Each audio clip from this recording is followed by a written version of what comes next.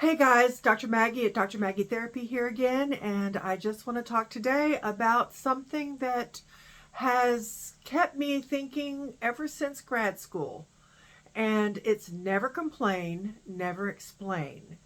So I'm going to get into that. It's one of those things that makes you wonder, what does that really mean? But in the meantime, please hit like and subscribe, and if you think of somebody who might benefit from this video, please share it with them. Okay, so what does it mean to say never complain, never explain? I've talked about this before when I talked about rules of communication and conflict resolution. And I think that the first time I ever actually heard this saying was when I was in grad school. I was griping about something, and one of the people in the cohort above me said, and I'm like, what? And she wrote down those 4 words on a scrap. Literally, she tore off a scrap of paper and wrote, never complain, never explain, and handed it to me. And I looked at it and I'm like, what's this? And she goes, I said, but, we're in the profession. We're supposed to be explaining is, what we need for understanding, right? And she just said, think about it. Think about it. So I took that to heart, and I kept that little scrap of paper with me for the entire time I was in grad school and even beyond. And I contemplated what that actually meant. I really struggled with it for a long time. And then I recognized that when I was looking at the Gottman work, when he talks about the 4 horsemen of the apocalypse in terms of relationships, the very first 2 horsemen are criticism and defensiveness. Criticism is complaining. I don't like what you did. You didn't do it right. I don't think it's a gripe. I'm griping about something. I'm complaining about something. And explaining is defending your position. Well, I did this because of whatever it is. Maybe it's because whatever it is that I'm saying I'm doing this because of, I am justifying my behavior. And what happens is when we start explaining ourselves, we are on the defensive. And when I'm living on the defensive, I'm in fight or flight mode. And I want to make sure that you hear what I had to say and that you've understood me. And that gets us back to the problem with that is that it defies Stephen Covey's 5th habit of highly effective people, which is seek first to understand and then be understood. So explaining ends up wasting a whole lot of our time. It sets people in this battle mode, and you can't get out of it. I work with people who really struggle with this because they want so badly to be understood that they are constantly explaining themselves, and they don't understand why that's not working. Well, if you want to follow the 80-20 rule, which I kind of apply to almost everything, I think I read somewhere a long time ago, and I think I taught it in one of my communication classes, that the 70% of communication is listening. And I did a video on listening. Let's just use the 80-20 rule. Let's say 80% of your communication needs to be listening. Listening for understanding, listening to make sure that you really know what that other person wants. When you listen to understand rather than listening to respond, then that person is going to feel validated, and then they will also be willing to listen to you.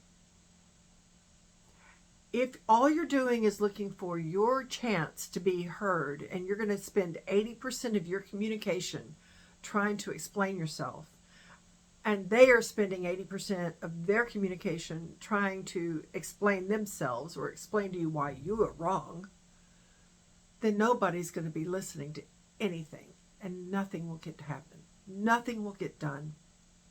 So make sure that you follow this rule. And I've heard that the late Queen Elizabeth II, God bless her, was credited with saying, never complain, never explain. I don't know if that's actually true, but she's gotten credit for it, so I'll give it to her. When you follow that, you find that life is a lot simpler. You're not going to be arguing all the time, because you just say, I release it. I am not going to engage in this conversation, because this conversation is, in that way, is not going to be helpful. But if I'm listening to you, if I'm really hearing what that other person wants to say, then they're not going to keep on explaining themselves either. As soon as someone feels that they have been heard, that they have been understood, they stop explaining. The fight stops. We're done. And if I am trying to defend myself, then they are going to spend their time telling me why I am wrong. Now, I've heard people say, well, then this means that I can't really be in a really good relationship with this person because I can't communicate with them. They don't listen to me. And I'm like, you might be right. You might be right. They may not be willing to hear what you have to say. They may never be willing to hear what you have to say. They may never be willing to look at themselves and say they were wrong. But you trying to convince them they were wrong is never going to work.